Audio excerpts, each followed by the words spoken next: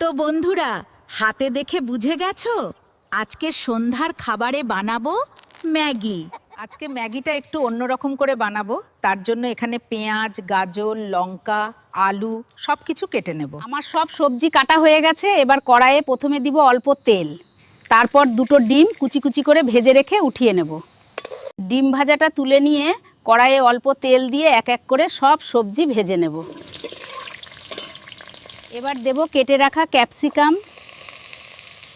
পেঁয়াজ, গাজর। সবজিগুলো একটু নরম হওয়া অবধি ভেজে নেব।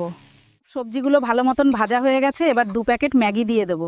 তার সাথে ম্যাগির মশলাগুলো একবারে কড়াইয়ে দিয়ে ভালো মতো নাড়াচাড়া করে নিব। কিছুক্ষণ ভেজে নেওয়ার পর দিয়ে দেব জল, তারপর ঢেকে রাখবো।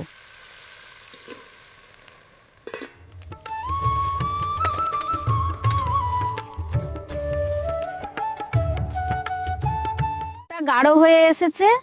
এইবার ধনেপাতা দিয়ে নামিয়ে নেব ম্যাগিগুলো। তো বন্ধুরা, আমার ম্যাগি তৈরি। তোমরা এভাবে বানিয়ে খাবে, আশা করি তোমাদের খুব ভালো লাগবে।